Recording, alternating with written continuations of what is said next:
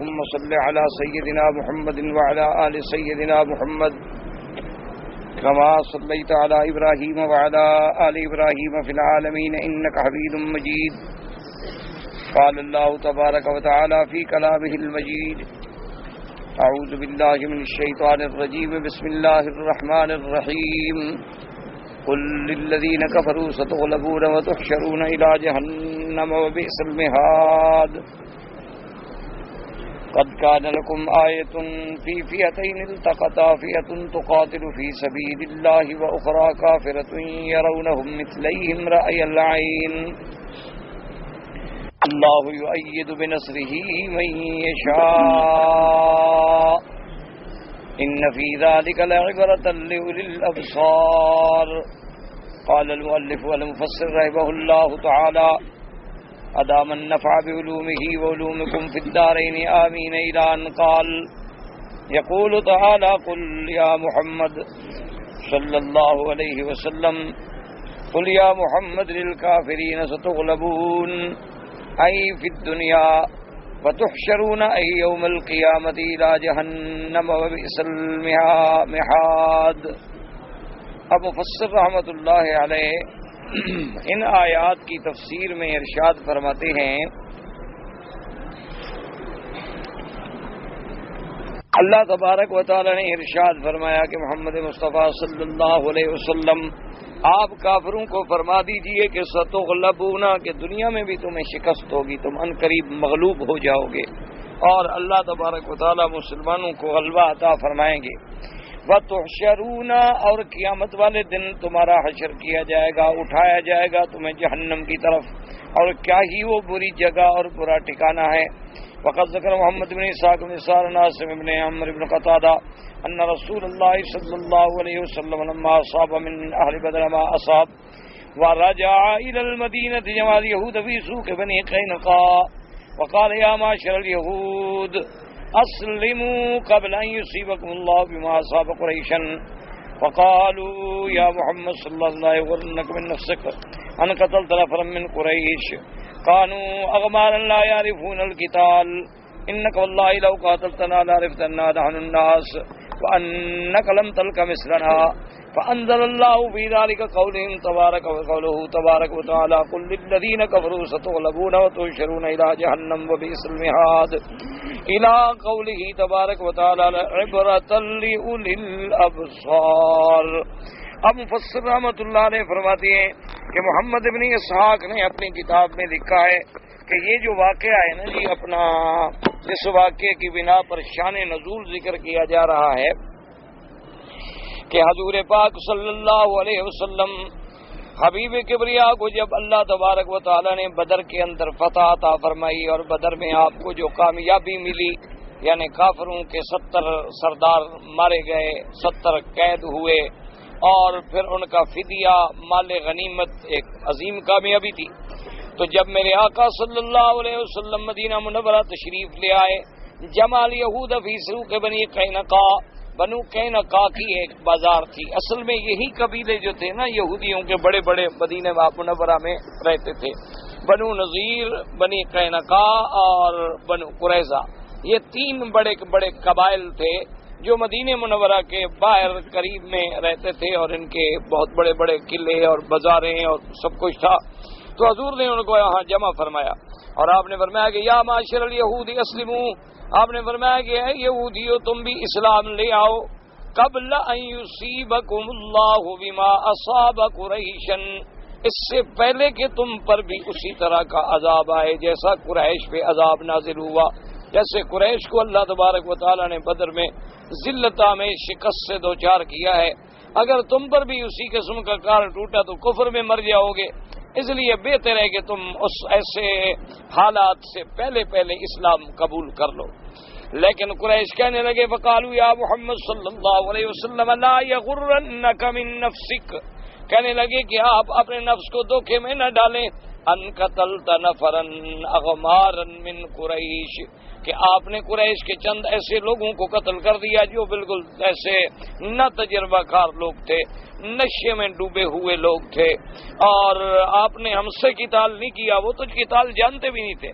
انک واللہ لو قاتلتنا، اگر آپ نے ہم سے جنگ لڑی تو پھر آپ کو پتہ چلے گا کہ ہم کیسے جنگ لڑتے ہیں، اور ہم تو جنگجو لوگ ہیں، اور پھر تمہیں یہ پتہ چل جائے گا کہ ہمارے جیسے لوگوں سے آپ کا کبھی ٹاکرا نہیں ہوا، آپ اپنے آپ کو دھوکے میں نہ ڈالیں۔ تو اللہ نے قرآن پاک نازل فرما دیا، قل للذین کفروا ستغلبون وتحشرون الی جہنم وبئس المہاد۔ اللہ نے فرمایا کہ میرے مدنی صلی اللہ علیہ وسلم آپ ان کو بتلا دیں کہ ان قریب تمہیں بھی شکست ہونے والی ہے، تم بھی مغلوب ہو جاؤ گے اور ذلیل کر کے تم مدینے سے نکالے جاؤ گے، اور پھر جزیرت العرب سے بھی نکالے جاؤ گے۔ اللہ نے حضور کی زندگی میں ہی یہ کامیابی دے دی کہ یہود جو تھے اللہ نے ان کو بھی ذلت آمیز شکست سے دوچار کیا، اور ان کو وہاں سے نکالا گیا، وہ خیبر آ گئے، اور پھر سیدنا امیر المؤمنین حضرت عمر رضی اللہ تعالی عنہ کے دور خلافت راشدہ میں ان کو آپ نے وہاں سے بھی نکالا اور جزیرت العرب سے بھی نکال دیا۔ وقد رواه محمد بن اسحاق ايضا محمد بن ابي محمد بن سعيد بن عباس وذكروه ولهذا قال تعالى قد كان لكم آية أي قد كان لكم أيها اليهود القائلون ما قلتم آية أي دلالة على أن الله معز دينه وناصر رسوله سمسر كلمته ومعلي أمره۔ اور اللہ تبارک و تعالی نے فرمایا قد كان لكم في فئتين التقطا، قد كان لكم آية في فئتين التقطا، یعنی اللہ نے فرمایا اس واقعے کے اندر یعنی یہودیوں تمہارے لیے ایک بہت بڑی نشانی ہے، تمہارے لیے اس بات میں اشارہ ہے کہ اللہ اپنے دین کو عزت دیں گے، اللہ اپنے رسول پاک کی مدد فرمائیں گے، اللہ تبارک و تعالیٰ اپنے کلمے کو ظاہر فرمائیں گے، اللہ اپنے امر کو اونچا فرما دیں گے۔ تمہیں ان واقعے سے عبرت پکڑنی چاہیے کہ اللہ تبارک و تعالیٰ نے کیسے اپنے پاک نبی کی مدد فرمائی کہ 313 کی قلیل جماعت کو اللہ نے غالب کر دیا۔ فی فئتین طائفتین، دو جماعتیں جب ٹکرائیں، التقطا ای للقتال، جب قتال کے لیے دو ٹکرائیں، فئۃ تقاتل فی سبیل اللہ واخری کافرۃ، دو جماعتیں، ایک جماعت جو تھی وہ تو خالص اللہ کے راستے میں لڑ رہی تھی، یعنی صحابہ کی جماعت، وہ تو اللہ کے دین کے لیے اللہ کے راستے میں، اور ایک جماعت کافروں کی تھی۔ اسی سے آپ یہ اندازہ بھی فرما لیں کہ اس آیت مبارک سے روافض اور شیعہ جو تہمت لگاتے ہیں نا کہ جی جنگ بدر کیا ہے، وہ تو اصل میں صحابہ ایک قافلہ لوٹنے کے لیے گئے تھے، اور وہ قافلہ نکل گیا، نہ ملا، اور راستے میں ان کا ٹکارا ہو گیا، بس کوئی اس سے بڑی بات تو کوئی نہیں، یعنی نعوذ باللہ اس واقعے کی عظمت کو کم کرنے کے لیے ایسی باتیں کہتے ہیں۔ اس میں تو کوئی شبہ نہیں ہے کہ بھئی جب مدینہ منورہ سے یہ لوگ نکلے تھے اس وقت یہی بات تھی، اس میں کوئی شک نہیں، لیکن اللہ تبارک و تعالیٰ کو کچھ اور منظور تھا کہ ابو سفیان کا قافلہ نکل گیا، اور ان کو بھی پتہ چل گیا کہ بھی قافلہ نکل گیا، اب اس کو ہم نہیں پکڑ سکتے۔ اب جناب باقی بات یہ رہ گئی تھی، تو اب اللہ خود گواہی دے رہے ہیں کہ فئۃ تقاتل فی سبیل اللہ، کہ مسلمانوں کی جو جماعت تھی وہ تو اللہ کے لیے لڑ رہی تھی، وہ تو اللہ کے راستے کے لیے لڑ رہی، وَأُخْرَىٰ كَافِرَةٌ، اور ان کے مقابلے پر جو لڑنے والے تھے وہ کون تھے؟ وہ کافر تھے۔ تو سیدھی بات ہے کہ جو صحابہ سے لڑے گا وہ مسلمان ہو نہیں سکتا، وہ کیسے مسلمان ہو؟ اب اس کے بعد جناب فرماتی ہیں وَهُمْ مُشْرِكُو قُرَيْشٍ کہ فئۃ تقاتل فی سبیل اللہ، کون ہے؟ محمد رسول اللہ صلی اللہ علیہ وسلم، صحابہ، اب اخری کافرۃ، اور دوسرا کافر جماعت کون تھی؟ مشرکین قریش، یرونہم مثلیہم رأی العین، قال بعض العلماء فيما قال المشركون يوم بدر المسلمين السيف العدد رأي أعينهم، یعنی اللہ تبارک و تعالی نے مشرکین کو ان کی آنکھوں میں ایسا کر دیا کہ مسلمانوں کی تعداد کو وہ دو چند دیکھتے تھے۔ اجعل اللہ فی ذلک فیما رأوا سببا لنصرۃ الاسلام علیہم وهذا لا اشکال علیہ الا من جہۃ واحدہ وهي ان المشرکین بعثوا عمر بن سعد يوم بدر قبل القتال ينصر لهم المسلمين فاخبرهم بانهم ثلاثمائة يزيدون قليلا وينقصون قليلا وهكذا كان الامر، كانوا 300 وبذات 10 رجلا، ثم لما وقع القتال امدهم الله بالف من خفاص الملائکۃ وسعاداتهم۔ اب مفسر رحمۃ اللہ علیہ فرماتے ہیں کہ اللہ تبارک و تعالی نے کافروں کو روب ڈالنے کے لیے مسلمانوں کی تعداد کو ان کی آنکھوں میں دگنا کر دیا. مفصل فرماتے ہیں اس میں اور تو کوئی اشکال نہیں، البتہ ایک اشکال اس بات میں آتا ہے کہ بھئی اگر ان کی نظروں میں مسلمانوں کی تعداد دگنا تھی تو یہ واقعہ بھی بدر کے قصے میں موجود ہے کہ مشرکین نے عمر ابن سعد، ایک آدمی تھا ان کا، اس کو انہوں نے بھیجا کہ تم جا کر مسلمانوں کی طاقت کا اندازہ لگاؤ کہ مسلمانوں کا عدد کتنا ہے. تو وہ عمر ابن سعد جب آیا تو اس نے اندازہ لگایا. مقصد یہ ہوتا تھا کہ دور دور سے اندازہ لگاتے تھے، قیاسات کرتے تھے. اس نے آگے کہا کہ بھی مسلمانوں کا جو عدد ہے نا 300 ہیں، یزیدون قلیلا او ینقصون قلیلا، ہو سکتا ہے 300 سے کچھ زیادہ ہوں یا 300 سے کچھ تھوڑے ہوں. تو اب مفسر کہتا ہے کہ ان کا اندازہ تو بالکل ٹھیک تھا کیونکہ مسلمان تو تھے بھی 313. تو جب انہوں نے یہ اندازہ لگا لیا تھا تو پھر دگنا دکھانے کا کیا مطلب؟ یعنی یہ ایک اشکال پیدا ہوتا ہے کہ بھی اگر ان کی نظروں میں اللہ نے مسلمانوں کی تعداد کو بڑھا دیا تھا تو انہوں نے تو اندازہ لگا لیا، ان کو تو پورا پتہ ہو گیا کہ مسلمانوں کی تعداد جو ہے وہ اتنی. اچھا، اسی طرح حضور صلی اللہ علیہ وسلم نے بھی اپنے آدمی بھیجے کہ تم مشرکین مکہ جو ہیں ان کے لشکر کا اندازہ لگاؤ، تعداد کا اندازہ لگاؤ کہ وہ کتنی ہے.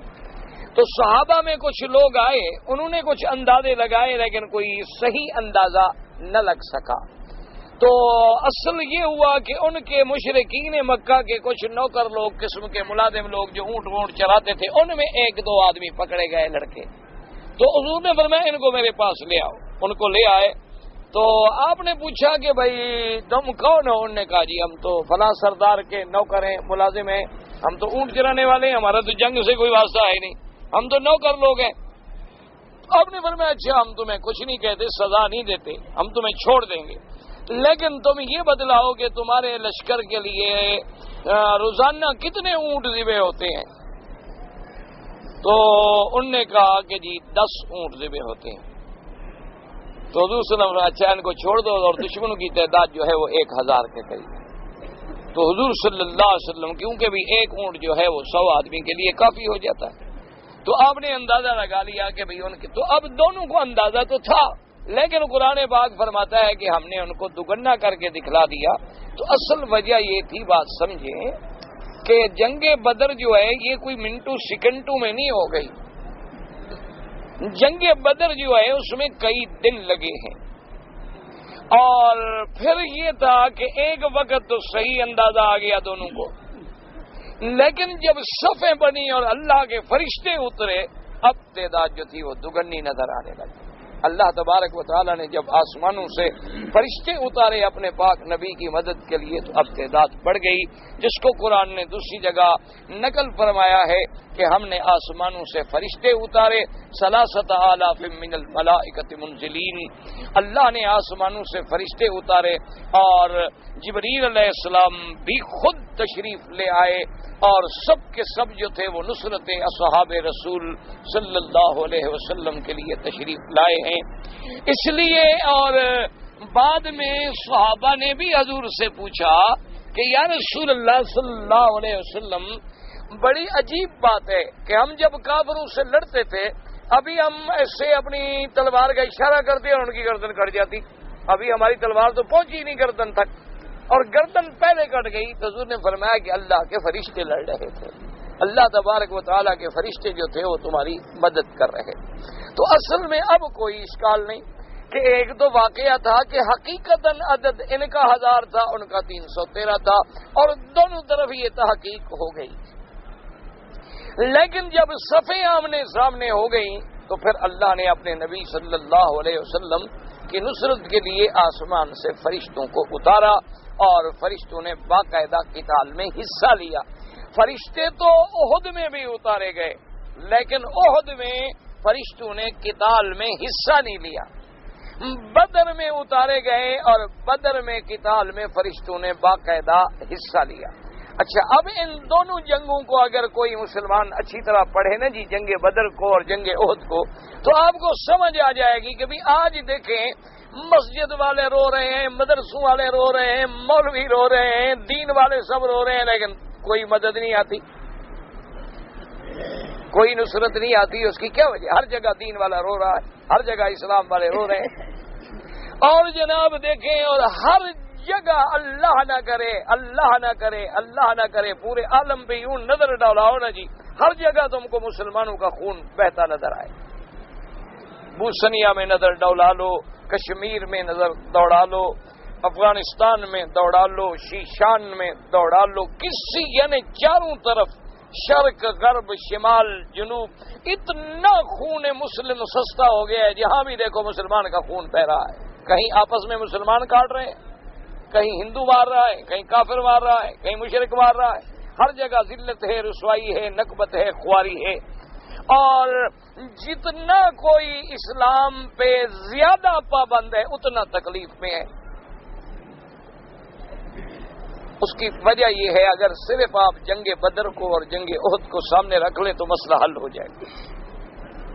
اب دیکھیں کہ جنگ بدر میں بھی قیادت کرنے والے کون ہیں؟ محمد الرسول اللہ صلی اللہ علیہ وسلم، یعنی سردار، قائد، کمانڈر، بادشاہ، دین و دنیا کا سردار کون تھے؟ آقا انعامدار۔ اور فوج کون سی ہے؟ صحابہ۔ جنگ احد میں قیادت کرنے والی ذات کون سی ہے؟ محمد الرسول اللہ۔ اور لڑنے والی فوج کون سی ہے؟ صحابہ۔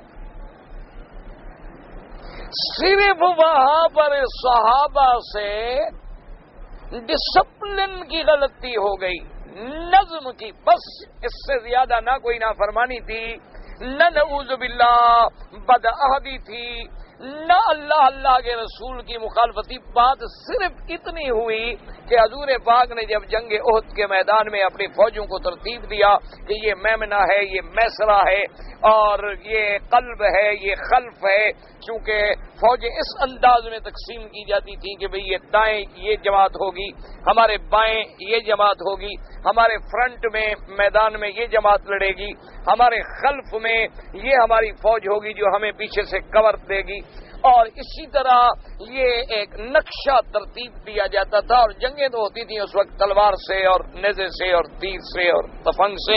اس زمانے میں یہ کوئی جدید ٹیکنالوجی تو نہیں تھی کہ اپنے ملک میں بیٹھے بیٹھے میزائل مار دو اور بڑے بہادر ہیں کہ جی ملک اڑ گیا۔ اب جناب جب یہ ساری ترتیب ہو گئی تو جبل احد جو پہاڑ ہے اس میں ایک جگہ ایسی آ جاتی ہے کہ گویا کہ وہ ایک درہ بن جاتا ہے، یعنی ادھر سے بھی پہاڑ کی اونچائی زیادہ ہے، ادھر سے بھی پہاڑ کی اونچائی زیادہ ہے، اور گھوڑوں کا اترنا جو ہے ممکن نہیں۔ اور ایک جگہ ایسی آ جاتی ہے کہ وہ درمیان میں گویا کہ ایک گھاٹی سی بن جاتی ہے، اونچائی تو وہاں بھی ہے لیکن وہ تھوڑی ہے کہ اگر کوئی دشمن پیچھے سے پورے پہاڑ کا چکر لگا کے وہاں سے آ کے حملہ کر دے تو بڑی وہ خطرناک بات تھی، اور گویا کہ وہ صحابہ کی پشت کے اوپر ٹوٹ پڑتا۔ یہ ایک جنگی نظم تھا۔ تو میرے آقا نے سرکار مدینہ صلی اللہ علیہ وسلم آپ نے ایک صحابہ کی جماعت میں سے کچھ آدمی مقرر کیے، ان کا ایک امیر مقرر کیا کہ اس کی عمارت میں چونکہ اسلام کا حکم ہے کہ تم سفر بھی کرو تو اپنا امیر بناؤ، اگر 2 آدمی ہیں، 3 آدمی ہیں، 4 آدمی ہیں، ایک کو اپنا بڑا بناؤ، اسی کے حکم پہ چلو، اس میں برکتیں ہیں، رحمتیں ہیں۔ اسلام ہر جگہ جوڑتا ہے، اسلام توڑتا نہیں۔ اسلام کہتے ہیں ہر جگہ مسلمان ایک ڈسپلن میں ہو، نظم میں ہو، کسی کے حکم پہ چلیں۔ 5 وقت ہمیں ایک امام کے پیچھے کھڑا کیا جاتا ہے کہ ہمارے اندر نظم آئے، ترتیب آئے، ہمارے اندر پابندی آئے، ہمارے اندر تواضع آئے، خشوع آئے، خضوع آئے، ہم سیکھیں کہ بھی ہم سب ایک ہیں، ہمارا قبلہ ایک ہے، خدا ایک ہے، نبی ایک ہے، شریعت ایک ہے، قرآن ایک ہے، جہت قبلہ ایک ہے، عبادت ایک ہے، تاکہ اسلام کی اخوت اور اسلام کی جو ربط ہے اس میں اضافہ ہو۔ بہرحال حضور نے ڈیوٹی لگائی، آپ نے فرمایا دیکھو یہ تمہارا امیر ہے اور تمہاری ڈیوٹی ہے اس درے پر۔ آپ نے فرمایا کہ سن لو، اگر ہم جنگ احد میں کامیاب ہو جائیں، ہمیں فتح ہو جائے، تب بھی تم لوگوں نے اس جگہ کو نہیں چھوڑنا، یہیں کھڑے رہنا ہے۔ اور اگر خدا نہ کرے ہمیں شکست ہو جائے اور تم دیکھ لو کہ ہم شکست کھا گئے ہیں، ہماری لاشیں پڑی ہیں میدان میں، تم نے پھر بھی اس جگہ کو نہیں چھوڑنا، یہ میرا حکم ہے، یہاں پابندی کرنے۔ ہم نے کہا کہ جی ٹھیک، آمنا و صدق۔ اب جناب صحابہ کی صفیں جو تھیں وہ لگ، اصل بات تو یہی ہوتی ہے کہ اپنے آقا کی، اپنے امیر کی اطاعت۔ اب جنگ شروع ہو گئی، بڑی لمبی تفصیل ہے، میں نے تو اصل بات کہنی ہے جو بات آپ کو سمجھ آ جائے۔ اب جب جنگ شروع ہوئی تو الحمدللہ ثم الحمدللہ مسلمانوں نے اتنا جاندار جنگ لڑی کہ مشرکین بھاگ گئے، ان کے پاؤں اکھڑ گئے اور کفر کو شکست ہو۔ اتنی زبردست جنگ لڑی ہے نا احد میں صحابہ نے کہ مشرکین کے تو بالکل یعنی دن کے پہلے حصے میں جنگ شروع ہوئی نا، ابھی شام ہونے سے پہلے وہ بھاگ گئے، ان کے پاؤں اکھڑ گئے۔ اب پاؤں اکھڑ گئے، بھاگ گئے، سامان پھینک گئے اور بالکل تتر بتر ہو گئے۔ اور وہ جو صحابہ کھڑے تھے درے پہ پہرا دے رہے تھے، انہوں نے اپنے امیر سے کہا کہ دیکھ رہے ہو کافر تو بھاگ گئے، مشرکین بھاگ گئے، اور اب ہمارا یہاں کھڑے رہنے کا کیا فائدہ ہے بھائی؟ وہ تو حضور کا فرمان اپنی جگہ ٹھیک ہے کہ بھئی ہمیں حکم دیا گیا تھا تاکہ کوئی دشمن حملہ نہ کر دے، اللہ نے اب ہمیں کامیابی دے دی۔ وہ دیکھو وہ تو مکے کی طرف بھاگ رہے، ان کو تو ٹھکانا، ان کے تو پاؤں نہیں لگ رہے زمین پہ۔ اب ہم بھی اتنے تک ہم بھی شریک ہو جائیں مجاہدین کے ساتھ مال غنیمت کے حصول میں۔ اس امیر نے کہا بھی بات سنو، حضور نے فرمایا تھا کہ ہم جیت جائیں تو کھڑے رہو اور ہمیں شکست ہو جائے تب بھی کھڑے رہو، میں تو حضور کی فرما برداری کو نہیں توڑ سکتا۔ انہوں نے کہا اللہ کے بندے ہم کون سی نافرمانی کریں، مقصد تھا کہ دشمن حملہ نہ کرے، جب دشمن شکست کھا گیا ہے اب بلا وجہ کھڑے رہنے کا کوئی مقصد ہی نہیں نظر آ رہا، مخالفت تو ہم بھی نہیں کر رہے۔ لیکن وہ روکتا رہا، صحابہ وہاں سے ہٹ گئے، اجتہادی خطا ہو گئی، انہوں نے یہ سمجھا کہ مقصد تو جنگ جیتنی تھی، جنگ تو ہم جیت چکے ہیں، اب یہاں بلا وجہ کھڑے ہونے میں ہمارا فائدہ نہیں ہے۔ انہوں نے جناب وہاں سے وہ جگہ چھوڑ دی۔ خالد بن الولید اس وقت کفار کی طرف سے کمان کر رہے تھے، خالد کی نظر تھی، اس نے بھاگتے ہوئے لوگوں کو جمع کیا کہ بھئی کیوں بھاگ رہے ہو، کیوں مر رہے ہو، ہماری اتنی طاقت ہے، کیوں تم ڈر گئے؟ اس نے جو چند آدمی روکے، کوئی 100-150 آدمی جو روک لیا اس نے، اسی درے سے اس نے حملہ کیا اور مسلمانوں کی فتح جو تھی وہ شکست میں بدل۔ چھوٹی سی بات دیکھیں کہ جنگ بدر میں ایسا کوئی واقعہ نہیں ہوا، حالانکہ فرشتے بدر میں بھی موجود ہیں اور احد میں بھی موجود ہیں، جبریل احد میں بھی موجود ہیں،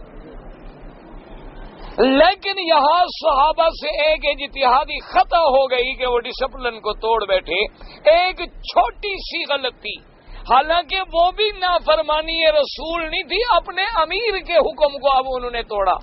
حضور پاک نے تو فوجیں سٹ کر دی، اس کے بعد تو انہوں نے اپنے امیر کی اطاعت کرنی تھی، اس کی لغزش کی وجہ سے اتنا بڑی سزا ملی کہ مسلمانوں کا 70 صحابہ شہید ہو گئے۔ حضور صلی اللہ علیہ وسلم کے سکے چچا سیدنا حمزہ سید الشہداء رضی اللہ تعالی عنہ شہید ہو گئے، ان کے وجود کے ٹکڑے ٹکڑے کر دیے گئے، میرے آقا سرکار مدینہ کے دندان مبارک شہید ہو گئے، حضور صلی اللہ علیہ وسلم کو خود آپ کے رخسار مبارک میں لگی، آپ کے رخسار زخمی ہو گئے، آپ کے کپڑے مبارک خون سے تر بتر ہو گئے، صحابہ ٹکڑے ٹکڑے ہو گئے صرف ایک غلطی سے۔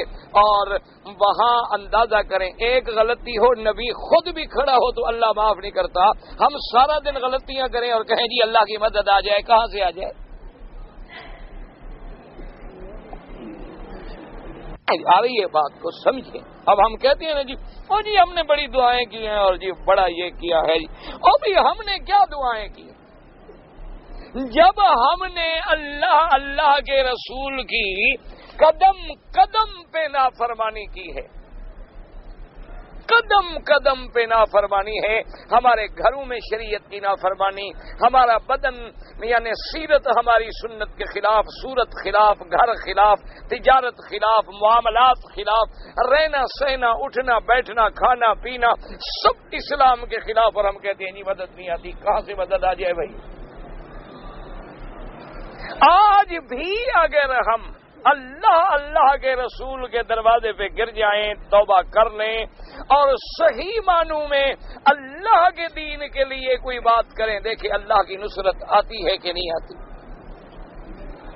اللہ تبارک و تعالیٰ سے دعا کرو اللہ ہمیں صحیح مسلمان بنائے۔ دیکھو نا جی، ایک معمولی سی مثال ہے، ایک آدمی کو تم نعوذ باللہ ثم نعوذ باللہ گالیاں دو اور پھر شام کو اس کے دروازے پہ جاؤ اور اسے کہو جی مہربانی کرو مجھے 1000 ریال چاہیے، پہلے تو حیا ہو تو آدمی جائے گا نہیں کہ بھائی میں نے اس کو گالیاں دی ہیں کیسے جاؤں، اور اگر چلا جائے تو اگلا کہے گا کہ میرے بھائی پھر جو کچھ تم نے کیا ہے کچھ تو سوچتے، آخر اب میرے پاس آنے کی کیا وجہ ہے؟ اچھا ایک دفعہ دے بھی دے، دوسرے دفعہ پھر گالیاں دو، پھر بھی دے دے، تیسرے دفعہ پھر گالیاں دے۔ اب جب ہم جناب آتے ہیں کہ ہمیں جناب حضور پاک سے عشق ہے اور جناب وہاں بڑے والہانہ انداز میں ہاتھ باندھ کے کھڑے ہوتے ہیں الصلاۃ والسلام علیک یا رسول اللہ، اور اللہ کے فرشتے کہہ رہے ہوتے ہیں کرامن کاتبین تمہیں حیا نہیں آتی، ابھی تو داڑھی مڈا کے آئے ہو تو سلام کس پہ پڑھے؟ رسول پہ سلام پڑھے، اس کی تو تمہیں شکل بھی پسند نہیں، زبان سے کہہ رہے ہو نا لاکھوں سلام۔ لاکھوں سلام کا کیا معنی؟ لاکھوں سلام کہ تیری داڑھی کو بھی سلام، تیری سنت کو بھی سلام، یہی سلام ہے، نبی خوش ہو جائیں گے۔ اس لیے کہ ہم نے سلام پڑھے تھے۔ صحابہ سے اتنی غلطی ہو تو نبی کے چچا ٹکڑے ہو جائیں اور حضور کے دندان مبارک شہید کر دیے گئے، یعنی اندازہ کریں کہ پورے احد میں یہ بات مشہور ہو گئی کہ قتل محمد صلی اللہ علیہ وسلم کے محمد مدنی شہید ہو گئے۔ ابو سفیان حضور کا چچا ہے، اسلام نہیں لایا، وہ سردار تھا قریش کا، وہ پہاڑ پہ چڑھ گیا خوشی سے اور کہنے لگا مسلمانوں آج نبی ختم ہو گئے، شہید ہو گئے، اعلو حبل، آج ہمارا خدا حبل جو ہے اس کی نام بلند ہو گیا، مسلمان ختم ہو گئے، تمہارے نبی جو ہے شہید ہو گئے۔ حضور صلی اللہ علیہ وسلم بیٹھے ہیں، خون بہ رہا ہے، حضرت عمر ساتھ بیٹھے ہیں، صحابہ بیٹھے ہیں، حضرت عمر غصے میں آئے، انہوں نے عرض کیا کہ یا رسول اللہ مجھے حکم دے میں جواب دوں، آپ نے کہا ٹھہرو سنو کیا کہتا۔ اس کے بعد اس نے پھر نعرہ لگایا اعلو حبل۔ یاد رکھو یہ جتنی غیر اللہ کے نعرے ہیں یہ کافروں کے ہیں اور آج مسلمان لگاتے ہیں، کہیں یا علی کا نعرہ ہے، کہیں یا دستگیر کا نعرہ ہے، کہیں یا پیر کا نعرہ ہے، کہیں یا غوث کا نعرہ ہے، کہیں بہاول حق کا نعرہ ہے، کہیں عبد القادر کا نعرہ ہے۔ روکو تو جی وہابی ہے، ٹھیک ہے جی ہم وہابی ہیں، یہ تو قیامت میں پتہ چلے گا کہ ہم وہابی ہیں یا تمہارا حشر جو ہے اللہ کی توحید سے ہٹ گیا ہے۔ تو فیصلے ہو جائیں گے، کوئی بات نہیں، یہ تو مرنے تک کی دیر ہے، قبر میں مسئلہ حل ہو جائے گا، کوئی لمبے دور جانے کی ضرورت نہیں ہے۔ لیکن اس وقت تندم کرو گے، حسرت کرو گے، کوئی فائدہ نہیں ہو، کہو گے ہائے ہم نے جھوٹ بولا. وہ لوگ سچ کہتے تھے کہ اللہ کے سوا کوئی نہیں. یہ جتنے غیر اللہ کے نعرے ہیں یہ سب کافروں کی ایجاد ہیں. ابو سفیان نے نعرہ مارا کہ اعلو حبل، اللہ کا نبی موجود ہے. حضور نے فرمایا عمر جواب دو. کیا جواب سکھایا کہ نعرہ مارو یا رسول اللہ؟ یہی جواب سکھایا. نبی موجود ہے تو یا رسول اللہ کا نعرہ نہیں لگانے دیتا کہ یا ندا کے لیے ہوتی ہے، اللہ کے سوا کبھی غیر کے لیے استعمال نہیں ہو سکتی. یا مانا ہوتا ہے پکار کہ اے اللہ یا اللہ. تو جو حرف ندا ہے استغاثہ ہو، جس میں نظر ہو، نیاز ہو، پکار ہو، وہ لفظ اللہ کے سوا نبی کے لیے آئے، ملک کے لیے آئے، ولی کے لیے آئے، شرک ہے. حضور نے فرمایا عمر جواب دو. اس نے کہا اعلو حبل. حضور نے فرمایا کہو اللہ اعز و اجل. حضرت عمر نے جب جواب دیا اس نے کہا ابو سفیان خبردار، ہم ایک امتحان میں آ گئے. نبی بھی زندہ ہے، ابو بکر و عمر بھی زندہ ہیں، اور فکر نہ کرو یہ تو جنگ ہے، جیت ہار ہوتی ہے، ہم پھر تمہارے ساتھ مقابلہ کریں گے. اس نے اس کے بعد نعرہ لگایا، کہنے لگا کہ اعلو حبل لنا العزا ولا عز.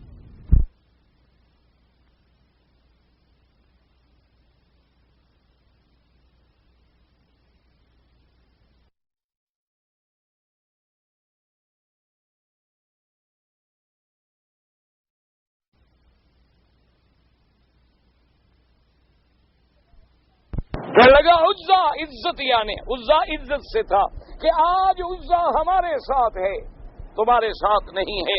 حضور نے فرمایا جواب دو اللہ مولانا ولا مولا لکم.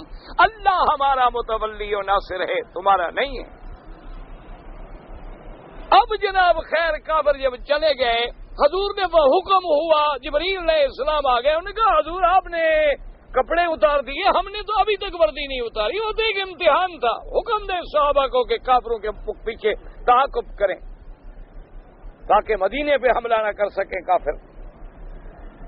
صحابہ نے تعاقب کیا اور بدر ایک صغرا تک ان کو جا کے چھوڑا اور کہا کہ آئندہ سال آپ کا اور ہمارا موت ہوگا، فلاں جگہ پہ لڑیں گے. پھر کافر مدینے. اصل میں دیکھا جائے تو اس جنگ میں بھی اصل تو اللہ نے مسلمانوں کو پھر فتح دے دی. پہلے بھی فتح ملی، بعد میں بھی فتح ملی. کہ مکے والے تو آئے تھے کہ ہم صحابہ کو نیست و نابود کر دیں گے، مدینے پہ قبضہ کر لیں گے. وہ تو ناکام واپس گئے، مدینہ منورہ میں تو داخل نہیں ہو سکے وہ. اور ابتدا میں بھی شکست کھائی. درمیان میں کیوں مسلمانوں کو شکست مل گئی؟ کہ ایک نبی کے حکم کی خلاف ورزی ہو. ایک حکم، ہم نے سارے حکم توڑے ہوئے ہیں اور ہم کہتے ہیں جناب ہمیں مدد بھی مل جائے، ہم کامیاب بھی ہو جائیں. اور ہم جب دعائیں کریں اور ہم نے مدینہ شریف دیکھ لیا تو سبحان اللہ، بس اب تو ہم بالکل ولی بن گئے. کعبہ شریف دیکھ لیا، اللہ اکبر. اور اگر 5 نمازیں پڑھ لی، رات کو ایک دن تہجد پڑھ لی، سبحان اللہ، بس آسمان تک اڑنے لگ گئے. اللہ کے بندے جب تک ہم حضور کی صحیح غلامی اختیار نہیں کریں گے کامیابی نہیں ہوگی.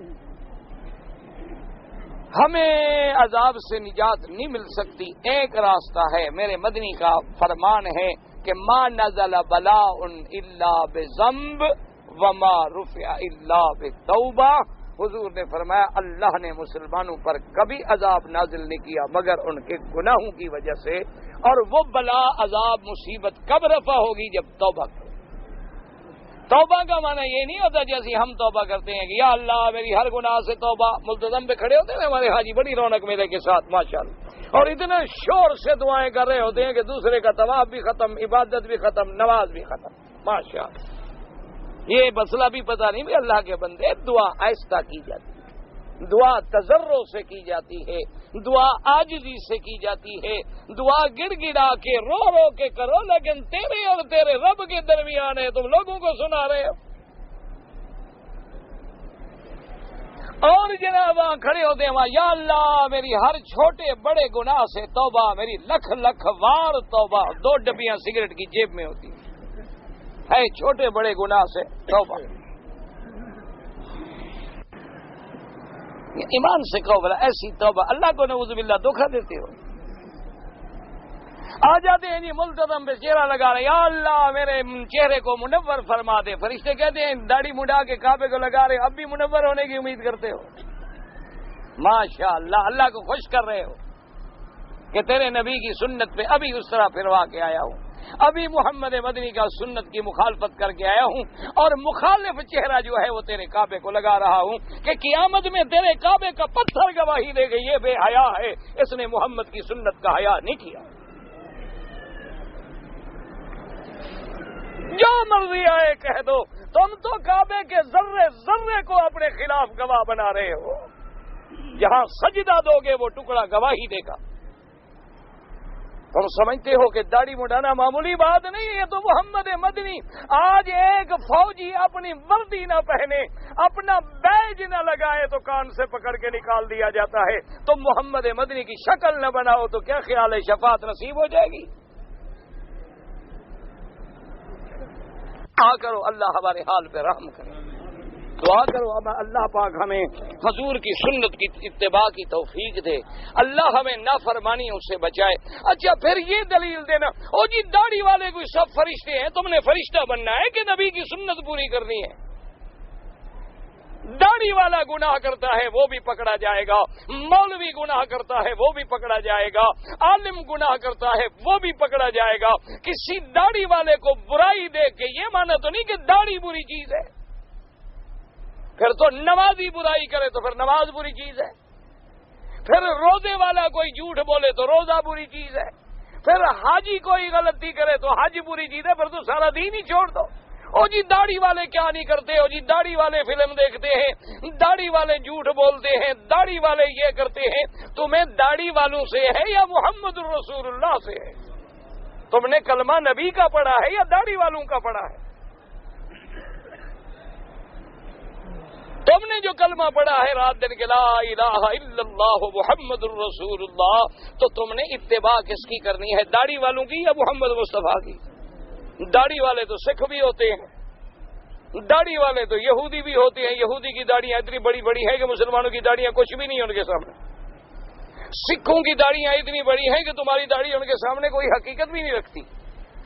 لیکن ہمیں نہ سکھوں کو دیکھنا ہے، نہ یہودیوں کو دیکھنا ہے، نہ کسی داڑے والی کی غلطی کو دیکھنا ہے. ہم نے تو یہ دیکھنا ہے کہ میرے نبی نے فرمایا 1,24,000 نبی میں کوئی پیغمبر ایسا نہیں گزرا جس کے چہرے پہ داڑھی نہ ہو.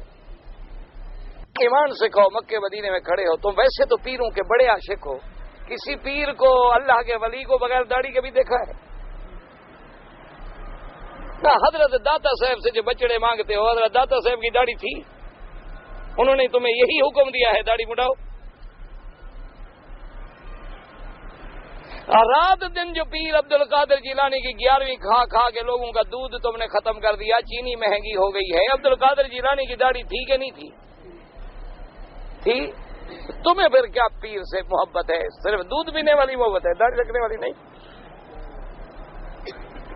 حضرت فرید الدین شکر گنج رحمت اللہ علیہ، نظام الدین اولیاء رحمت اللہ علیہ، سری سکتی رحمت اللہ علیہ، جلال الدین بخاری رحمت اللہ علیہ، بہاؤدین زکریا رحمت اللہ علیہ، جتنے لوگ گزرے ہیں کوئی ایک ولی مجھے دکھا دو جس نے داڑھی پہ اس طرح پھروایا ہو.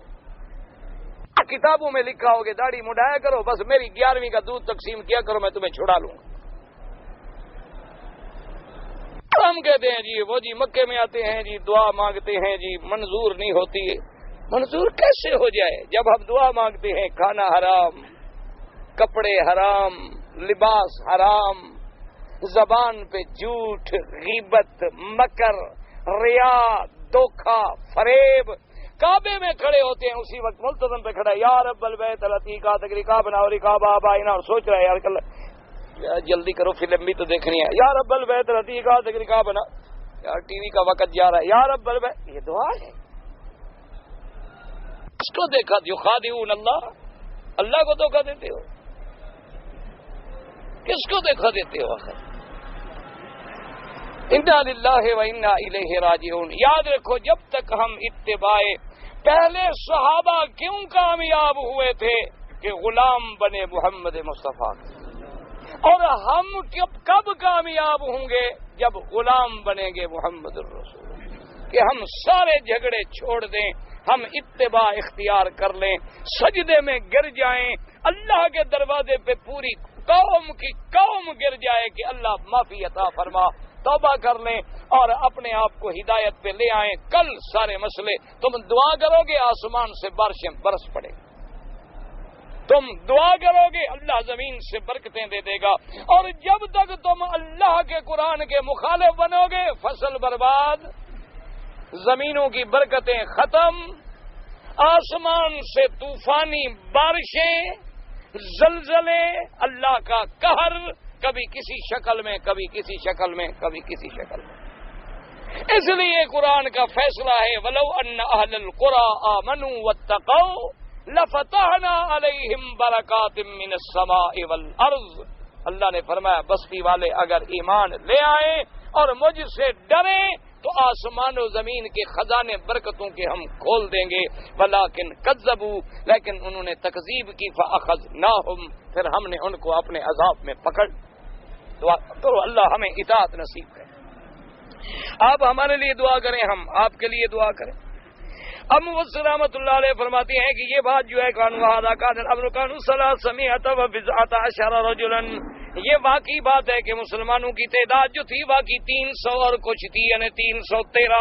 ثم لما وقع القتال امدهم الله بألف من خواص الملائکۃ وسادتهم، اور پھر جب جنگ بدر میں قتال کی ابتدا ہوئی، اللہ تبارک و تعالی نے آسمان سے اپنے خاص فرشتے اتارے، فرشتوں کے سردار اتارے تاکہ صحابہ کی رضوان اللہ علیہم اجمعین کی مدد ہو سکے۔ آپ اندازہ کریں صحابہ کی شان کا کہ جنگ بدر میں کتنی صحابہ تھے؟ 313۔ اللہ نے رسول کتنی بھیجے ہیں؟ 313، یعنی 1,24,000 نبی میں رسول جو ہیں وہ 313 ہیں۔ اور جنگ بدر میں سب سے پہلا غزوہ ہے اسلام کا، یوم الفرقان ہے، اس میں بھی اللہ نے میرے مدنی کو وہی عدد بخشا جو رسولوں کا عدد تھا، یعنی گویا کے صحابہ اس مقام پہ کھڑے ہیں جس مقام پہ اللہ کے نبی تھے، اس مرتبے پہ آ گئے۔ اور پھر دیکھیں صحابہ کی قیادت کرنے والی ذات کون سی ہے؟ محمد الرسول اللہ۔ آج کل لوگ کہتے ہیں کہ جی شیعہ کے بارے میں بتلائیں، جی شیعہ کافر ہیں یا مسلمان ہیں فلاں ہیں، تمہاری آنکھیں نہیں ہیں، عقل نہیں ہے، اللہ نے چھین لیا ہے کیا؟ نہ تمہاری عقلوں میں کوئی بھوسا تو نہیں بھرا ہوا، تمہارے پاس بھی تو بڑا عقل ہے ماشاءاللہ، بڑی ضرب تقسیم جانتے ہو، بڑے سٹے شٹے کمار شمار ماشاءاللہ، بڑے تمہارے پاس دولت کے حاصل کرنے کے کتنے طریقے ہیں، عقل ہے، دماغ ہے، یہ مسئلہ تمہیں سمجھ نہیں آیا؟ بھئی ایک طرف صحابہ ہیں، ان کا قائد کون ہے؟ محمد الرسول اللہ، اور صحابہ کے مقابلے پہ کون ہے؟ ابو جہل اینڈ کمپنی۔ صحابہ کے ساتھ لڑنے والے کون تھے؟ کافر تھے، مسلمان تھے؟ ان کی قیادت کرنے والا کون تھا؟ ابو جہل۔ ان کی مدد کے لیے کون اترا؟ جبریل۔ اور صحابہ کے دشمنوں کی مدد کے لیے کون اترا؟ شیطان۔ اس نے ابو جہل کے ہاتھ میں ہاتھ دیا ہوا تھا۔ اب دونوں پارٹیاں تو آپ کے سامنے ہیں کہ صحابہ سے لڑنے والے کون ہیں، مکے میں صحابہ کو گالیاں دینے والے کون ہیں، مکے میں صحابہ کو پتھروں پہ لٹانے والے کون ہیں، حضرت بلال کو انگاروں پہ سلانے والے کون ہیں۔ ایک طرف محمد الرسول اللہ ہے اور ایک طرف کافر ہیں، تو کھلی سی بات ہے، ایک اندھے سے آدمی کو بھی سمجھ آ جاتی ہے کہ صحابہ کی جماعت کون ہے اور مقابلے والی جماعت کون ہے۔ کون آدمی ہے؟ چھوٹا سا بچہ، اس کو بھی سمجھ آ سکتی ہے۔ کون ایسا آدمی ہے جس کو سمجھ نہیں آتی؟ اور پھر صحابہ دیکھیں کہ حضور کو یہ فکر دل میں آئی کہ مدینے والے لڑائی نہیں جانتے، کبھی زندگی میں بیچارے لڑے نہیں، آج پہلی جنگ ہے، تو مدینے کے انصار کے سردار جو تھے حضرت سعد آئے، انہوں نے کہا کہ میرے نبی یا رسول اللہ صلی اللہ علیہ وسلم لسنا اصحاب موسیٰ، انہوں نے کہا محمد عربی ہم موسیٰ علیہ السلام کے ساتھی نہیں ہیں، جنہوں نے اپنے نبی کو کہہ دیا تھا اذهب وربک فقاتلا انا هاهنا قاعدون، تم جاؤ تمہارا خدا جائے لڑو، ہم تو بیٹھے ہیں آرام سے. نحن اصحاب محمد، ہم تو محمد مدنی کے صحابہ ہیں. نقاتل بین یدیک یا رسول اللہ، ہم تیرے آگے قربان ہو جائیں گے. ہماری لاشوں پر تو دشمن گزر کے تیری طرف آ سکتا ہے، ورنہ ہماری زندگی میں نہیں آ سکتا. یہ تھے اصحاب رسول اللہ. ان کی قیادت کس کے پاس ہے؟ محمد الرسول اللہ. اور دشمن کون ہے سامنے؟ کافر. ایک واضح سی بات ہے. دعا کرو اللہ ہمیں صحابہ والی طرف بنائے، اور جو مخالف ہیں اللہ ان کو ہدایت دے. ان کے لیے دعا کرو. اکثر بیچارے جاہل ہوتے ہیں، ان کو پتہ نہیں ہوتا، وہ بیچارے جہل میں مبتلا ہوتے ہیں. دعا کرو اللہ ان کو ہدایت کے فیصلے کر دے. ایک گھر میں دو باراتیں اکٹھی آئیں، نکاح کی عرسی ہو، دوسرے صبح نوا کے دلہن تبدیل ہو گئی، اس نے کہا نکاح اس کے بعد نہیں، اس کے بعد چلے گی، اس کے بعد تبدیل کی انکار کر دیا، لا کر دوبارہ نکاح کروا دیا گیا. اچھا، دو باراتیں ایک گھر میں آئیں اور ان کے جب رخصتی ہوئی تو دلہنیں جو ہیں وہ تبدیل ہو گئی. ماشاءاللہ، یہ کوئی واقعہ شاکیہ نہیں. حنفیوں کو چھیڑنے کے لیے پوچھتے ہیں بیچارے، واقعہ کوئی نہیں. اس کی لڑکی ہے، بلا آئے کھڑا ہو جائے. جس نے چٹ لکھا ہے بتائے کس کی لڑکیاں ہیں جو تبدیل ہوئی ہیں؟ ابھی پتہ لگ جائے گا. کعبہ شریف میں کھڑا ہو جائے، کلمہ بھر کے جی میری دونوں لڑکیاں تھی بدل گئیں. صرف چھیڑ خانی مقصود ہے. 1400 سال گزر گئے. اے بیچارے ہر دشمن کو معاف کر سکتے ہیں، لیکن امام کو معاف کرنے کے لیے تیار نہیں. اللہ سے دعا کرو اللہ ہم کو ہدایت. آپ کی لڑکیاں اخبار کی آپ کی کیا ضرورت ہے پوچھنے کی؟ تو آپ کی تو نہیں ہے نا، ختم ہوگی وہ. اخبار میں آیا تو اخبار والے جانے. بولی مکی کے ذمہ اخبار بھی کوئی عقل کی بات ہے. اصولاً بات یہ ہوتی ہے کہ پھر جب نکاح ہو چکے ہیں طلاق ہوگی اور دوبارہ نکاح ہوں گے اگر وہ اب راضی ہو چکے ہیں. اور ان کو سزا کیوں نہیں ہوگی کہ شبہ ہو گیا. اس کو کہتے ہیں وتی بشبہ، کہ شبہوں کے ساتھ وتی ہو جائے تو زنا کی حد نہیں لگے گی. لیکن دونوں طلاق دیں، عدت گزرے، پھر دونوں کے نکاح دوبارہ کریں.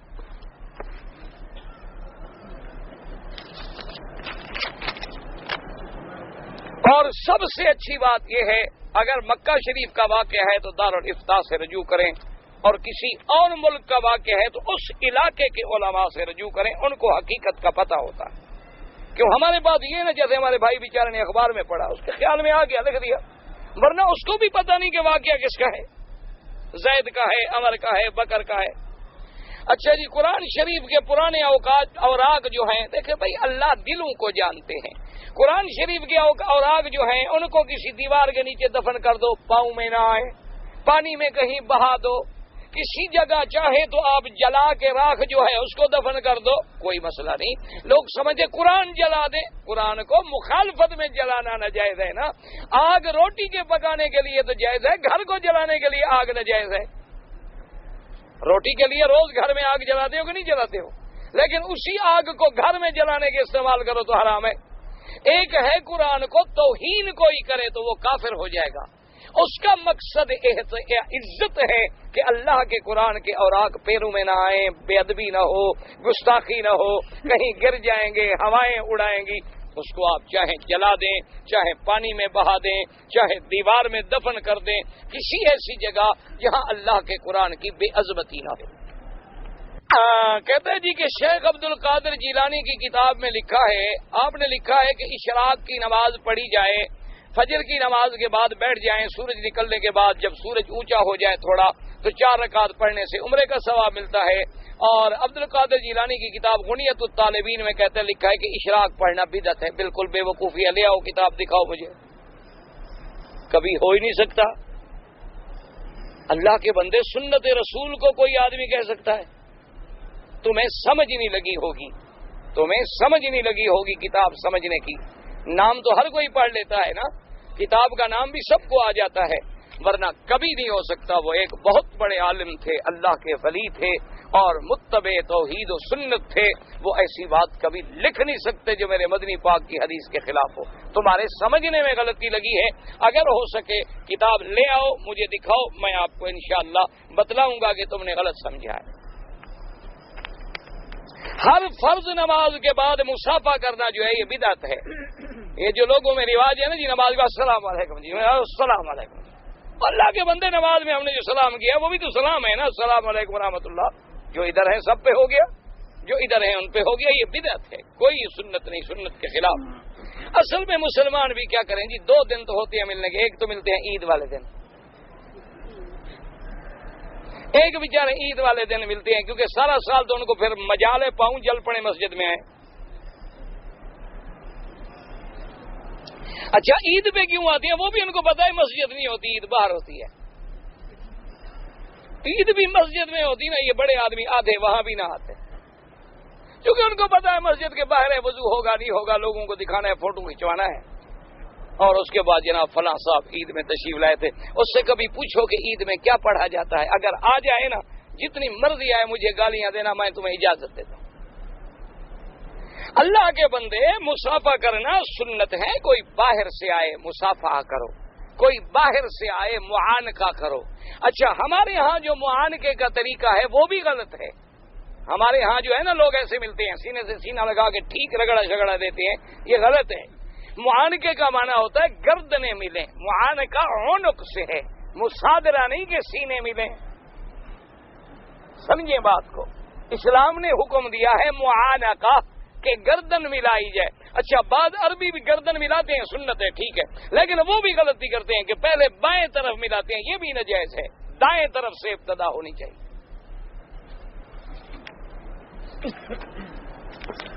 احرام کی حالت میں سگریٹ پی سکتے ہیں، بھائی اللہ کے بندے ویسے نہیں پی سکتے تو احرام میں تو ڈبل حرام ہے۔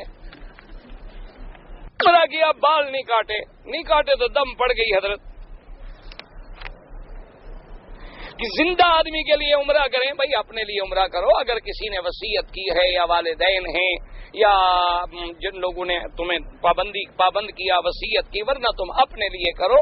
اگر تم چاہتے ہو ثواب دینا تو نفلی عبادت ہے، اپنے لیے کرنے کے بعد دعا مانگو اللہ میاں فلاں کو ثواب عطا فرما دے، بس۔ مکے میں رہنے والوں کے لیے عمرہ بہتر ہے یا طواف؟ طواف بہتر ہے، طواف افضل ہے۔ میری 3 لڑکیاں ہیں، میں ہر ایک لڑکی کے نام پر 6-7 تولے سونا لے جا کے بیٹیوں کے نام رکھ دیتا ہوں۔ بھائی جب سونا ایک لڑکی کا 7.25 تولے سے زیادہ ہو جائے زکوٰۃ شروع ہو گئی، 7.25 تولے سے کم ہے تو زکوٰۃ نہیں، سب کو اکٹھا نہیں کریں گے، کیونکہ تم نے ہر لڑکی کے نام علیحدہ علیحدہ لگا دیا ہے۔ ناپاک ہاتھ جب پلید ہو جاتے ہیں تو دھونے پہ کلمہ پڑھتے ہیں کہ لا الہ الا اللہ، کہا کافر ہو جاتے ہیں، ان کو مسلمان کر رہے ہوتے ہاتھوں کو۔ کلمہ پڑھنے کی بابا کوئی ضرورت نہیں، بس ہاتھ دھونا کافی ہے۔ اور کلمہ ان کو کب یاد آتا ہے؟ جب یہ پلید ہو۔ ایک ہاتھ دھوتے وقت ایک غسل جنابت سے جب کرتے ہیں نا لا الہ الا اللہ رسول اللہ لا الہ الا اللہ، بھائی چونکہ پاک ہونے کے وقت تو کلمہ پڑھتے نہیں، اس وقت یاد آتا ہے جب پلید ہوتے ہیں۔ انا للہ و انا الیہ راجعون۔ اللہ کے بندے کلمے کا کیا تعلق ہے وہاں پڑھنے سے؟ اچھا جی لیٹرین سے فارغ ہونے کے بعد بھی کلمہ نہیں پڑھا جاتا بابا، دعا ہے الحمدللہ الذی عافانی عن الاذى غفرانک۔ حضور نے یہ دعا سکھائی ہے کہ اللہ تیرا شکر ہے کہ تو نے میرے بدن سے جو گندی چیزیں تھیں ان کو نکال دیا، اور مجھے معافی عطا فرما کہ جتنی دیر میں لیٹرین میں رہا تیری یاد سے غافل رہا۔ تو دعا ہے، اگر داخل ہوں تو کیا پڑھو؟ اللہم انی اعوذ بک من الخبث والخبائث، اور باہر نکلو تو الحمدللہ الذی عافانی عن الاذى غفرانک۔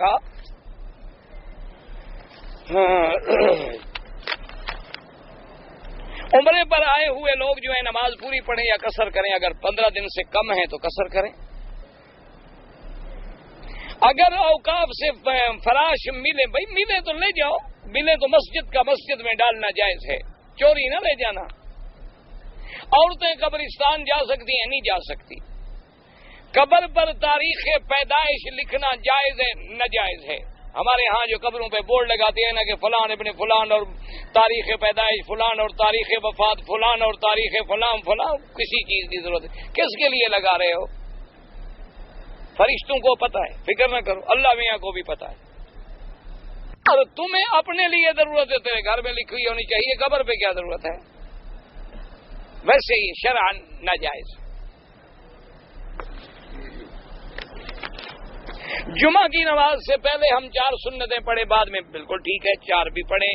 بعض ائمہ کے نزدیک پہلے 2 سنتیں ہیں، بعد میں 2 سنتیں ہیں۔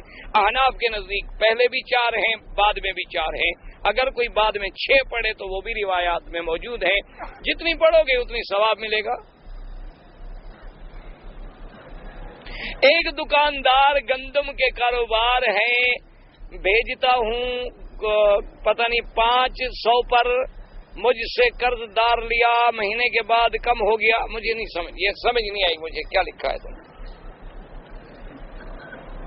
جمعہ کا جب خطبہ شروع ہو جائے تو امام ابو حنیفہ رحمۃ اللہ علیہ کے نزدیک خطبہ سننا ضروری ہے، نماز نہ پڑھے بیٹھ جائے، کیونکہ وہ کہتے ہیں حدیث میں آتا ہے کسی دوسرے کو جو کہو چپ کرو تو نماز تمہارا ثواب ختم ہو جاتا ہے۔ اور باقی ائمہ فرماتے ہیں کہ بھئی خطبے کے وقت بھی اگر باہر سے آ رہا ہے تو 2 رکعت پڑھ سکتا ہے۔ 10 آدمی کے ساتھ کام کرتا ہو، ایک دن 10 ریال خیرات کیا تو میں ان سے ساتھیوں کو بپسی پی لیا، مجھے نہیں پتا کیا لکھا ہے، خیرات کیا بپسی خود پی لیا، مجھے نہیں سمجھ آیا۔ میں اپنے لڑکے کو عقیقے کا حقیقہ، اب کیا کرے آدمی، عقیقہ نہیں کیا تو کوئی بات نہیں، 7 دن کے بعد کرنا سنت ہے، نہیں ہوا تو نہیں ہوا۔ نماز وتر کے بعد جو ہے پاکستان میں لوگ 2 رکعت نفل پڑھتے ہیں، نفل تو جتنی مرضی آئے پڑھیں، اچھی بات ہے پڑھ لیں۔ اس کی وجہ کیا ہے کہ اگر رات کو تہجد کے لیے نہیں بھی اٹھیں گے تو یہ 2 رکعت تہجد شمار ہو جائے گی، سمجھ آ گئی؟ اس لیے 2 رکعت نفل پڑھی جاتی ہے کہ اگر رات کو تہجد میں آدمی کی نیند نہ کھلے تو وتر کے بعد جو ہم نے 2 رکعتیں پڑھی ہیں، 4 پڑھی ہیں، جتنی اللہ توفیق دے دے تو گویا یہ بھی تہجد ہوگی۔ تہجد کا معنی ہوتا ہے جب نیند کے وقت میں کوئی عشاء کے بعد جتنی نفلی پڑھیں گے وہ سب تہجد ہے انشاءاللہ۔ داڑھی کو منڈوا دو، داڑھی کو منڈوا دیا، ایک آدمی داڑھی رکھا، اس کے ساتھی نے اس کو زبردستی داڑھی منڈوا دیا، توبہ کرے کفر ہو جاتا ہے۔ ایک ہے داڑھی منڈوانا لیکن سمجھتا ہے میں گناہگار ہوں کہ میری غلطی ہے، اللہ مجھے ہدایت دے۔ ایک ہے کہتے نہیں داڑھی موٹا، داڑھی بری چیز ہے، وہ کافر ہو جاتا ہے، دوبارہ کلمہ پڑھے ایمان لے آئے۔ حضور کی سنت کو برا کہنا کفر ہے۔ رمضان شریف میں لا علمی کی وجہ سے میں نے بیوی سے ہم بستری کیا، 2 مہینے کے روزے رکھنے پڑے یا 60 مسکینوں کو کھانا کھلایا جائے۔ بھائی تمہارے پاس طاقت ہے روزے رکھنے کی تو روزے رکھو، روزے نہ رکھ سکو تو پھر 60 مسکینوں کو کھانا کھلاؤ۔ یہ معنی نہیں کہ طاقت بھی ہو تو 60 مسکینوں کو کھانا کھلا کے جان چھڑوا لو۔ اگر روزے نہ رکھنے، کیونکہ پہلے تو ہے کہ غلام آزاد کرو، تو غلام کہاں سے لاؤ گے، وہ تو ملتے نہیں۔ اب دوسرا نمبر کیا ہے کہ 60 روزے رکھو، وہ بھی لگاتار، تاکہ سزا ملے کہ تم کو اللہ نے رات حلال کی تھی، لازماً تم نے دن میں رمضان شریف کے روزے کی بے حرمتی کرنی تھی۔ اور اگر تم 60 روزے رکھنے کی طاقت نہیں رکھتے ہو، بیمار ہو یا تم اتنے نوجوان ہو کہ پھر شہوت کے غلبے کا خطرہ ہے، تو اس وقت پھر تم 60 مسکینوں کو کھانا کھلا سکتے ہو۔ ایک صحابی کو حضور نے کہا نا کہ 60 روزے رکھو، اس نے کہا حضور میں تو 30 میں غلطی کر بیٹھا، اگر 60 رکھوں گا تو پھر بھی اور کوئی غلطی نہ ہو جائے حضور۔ تو ہم نے فرمایا اچھا تم 60 مسکینوں کو کھانا کھلاؤ۔ اس نے کہا حضور کھانا کہاں سے کھلاؤں، میں تو خود مسکین ہوں۔ تو اس کے بعد جناب بیٹھ گیا، تھوڑی دیر گزری، حضور کی خدمت میں ہدیہ آ گیا کھجوروں کا۔ آپ نے فرمایا ابھی وہ کہاں ہے غریب آدمی، اس کو بلاؤ۔ آپ نے فرمایا یہ لے جاؤ خیرات کرو۔ اس نے کہا حضور پورے مدینے میں میرے گھر جیسے مسکین ہیں ہی کوئی نہیں، یا تو مدینے میں اور مسکین ہو تو میں غریبوں کو جا کے دے دوں، ہم خود جو غریبان میں جاؤ اچھا کھا لو۔ اسلام میں بڑی رعایتیں ہیں لیکن ہم کرتے نہیں۔ بچی کا نکاح جو ہے کب دینا چاہیے؟ بھائی جب بچیاں بالغ ہو جائیں، کوشش کرے آدمی کے جلدی رشتے ہو جائیں، باقی تو اللہ کے ہاتھ میں رشتے اللہ نے لکھے ہیں، کوئی پہلے کر سکتا ہے بھلا؟ بہرحال بالغ ہونے کے بعد آدمی کوشش کرے کہ بھئی لڑکی بالغ ہو جائے، جلدی سر سے بوجھ اتر جائے تاکہ اس کی عزت بھی محفوظ رہے، لڑکا بھی گناہوں سے بچ جائے، تم بھی گناہوں سے بچ جاؤ۔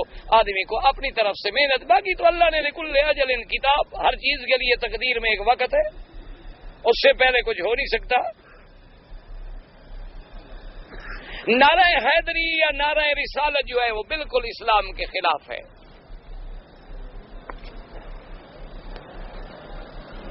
میں بحری جہاز سے عمرہ کرنے پاکستان میں آیا ہوں. میں نے احرام جو ہے وہ جدے سے باندھا. اصل میں بات یہ ہے، یاد رکھو کہ پہلے زمانے میں جہاز کھڑے ہوتے تھے سمندر میں، وہاں سے لانچوں پہ بیٹھ کے، کشتیوں پہ بیٹھ کے حاجیوں کو لایا جاتا تھا گودی پر. تو وہ جگہ جو تھی وہ یلملم کے محاذات پہ تھی. اگر اسی جگہ جہاز میں کھڑے کھڑے کوئی احرام باندھ لیتا تھا تو ٹھیک ہے. اب تو جہاز کیا، گودی ادھر آ گئی، ہم ادھر آ گئے، اب دم پڑ جاتی ہے. آپ کو احرام میقات یلملم سے باندھنا تھا، آپ نے جدہ سے باندھا ہے تو ایک دم ادا کریں. باقی کینچی سے میں نے 3-4 جگہ کے بال کاٹے ہیں، وہ اور دم پڑ گئی، 2 ہو گئی ہیں بکریاں.